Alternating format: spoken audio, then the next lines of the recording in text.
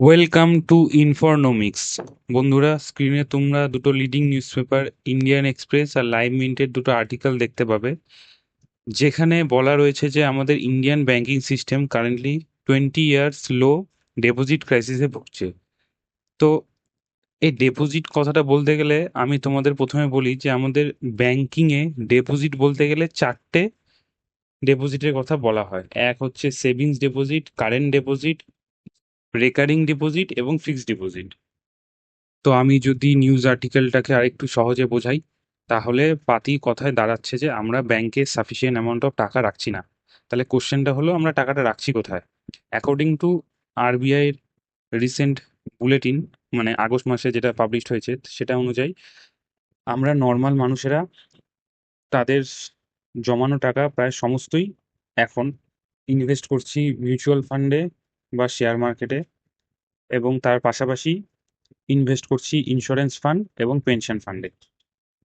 Business স্ট্যান্ডার্ডের এই news আর্টিকেলে স্পষ্টতই বলা হয়েছে যে 4.2 মিলিয়ন ডিম্যাট অ্যাকাউন্ট শুধুমাত্র ডিসেম্বর 2023-এ ওপেন হয়েছে, এবং টোটাল আমাদের দেশে ডিম্যাট অ্যাকাউন্ট টাচ করে গেছে 139 মিলিয়ন।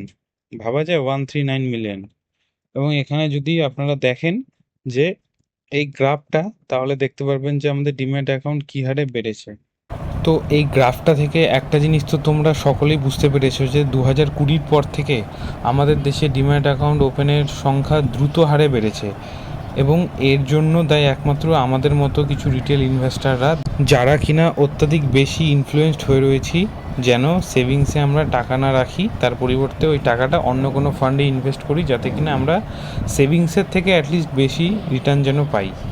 বাট আমরা একটা জিনিস এইটাতে মিস করে যাচ্ছি, মিস বলবো না ঠিক, আমরা ভুল করছি, যে আমরা ইনভেস্টমেন্টের যে একটা গুরুত্বপূর্ণ ইকুয়েশন, সেইটাকে আমরা সরিয়ে ফেলছি। সেটা হচ্ছে হাই রিস্ক হাই রিটার্ন। তার মানে হচ্ছে একটা লোকের রিস্ক টেকিং ক্যাপাসিটি কতটা, তার উপরে ডিপেন্ড করছে যে সে স্টক মার্কেটে ইনভেস্ট করে কতটা রিটার্ন জেনারেট করতে পারবে।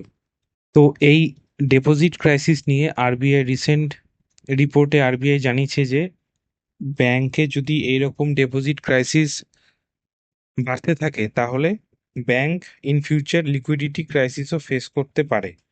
ইভেন আরবিআই এই রিপোর্টটার পাশাপাশি অনিল গুপ্তা, যিনি কিনা ইকরার ফাইন্যান্সিয়াল সেক্টর রেটিংয়ের সিনিয়র ভাইস প্রেসিডেন্ট, তিনিও বলেছেন যে এরকম বাল্ক ডিপোজিট যদি ব্যাংকের থেকে বাইরে আউটফ্লো বেশি হয়, তবে ব্যাংক লিকুইডিটি রিস্ক ফেস করতে পারে, এবং যেটা কিনা আমাদের ব্যাংকিং সেক্টরের জন্য খুবই অ্যালার্মিং।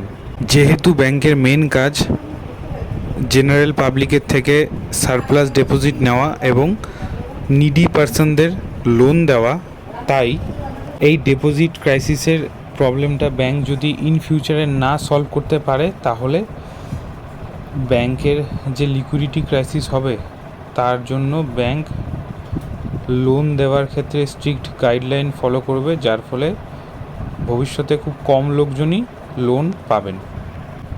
এবং মানুষের কাছে যদি লোন অ্যাভেল করার ফেসিলিটি কমে যায়, তাহলে তার ডাইরেক্ট ইম্প্যাক্ট পড়বে ইকোনমিক অ্যাক্টিভিটিসের ওপর, যেটা কিনা খুব বাজেভাবে হ্যাম্পার হবে।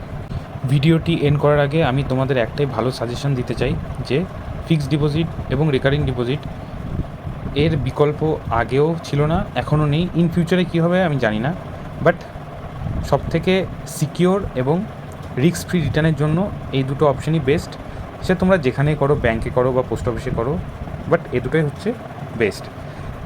এবং আগেও বললাম যে হাই রিস্ক হাই রিটার্ন। এবার তোমাদের যদি রিস্ক নেওয়ার ক্যাপাসিটি ভালো থাকে বা সেরকম রিস্ক তোমরা যদি নিতে পারো, তবে তোমরা অবশ্যই ইনভেস্ট করতে পারো শেয়ার মার্কেটে বা মিউচুয়াল ফান্ডে বা আদার যে সমস্ত ফান্ড রয়েছে মার্কেটে, সেটা তোমাদের পার্সোনাল ব্যাপার।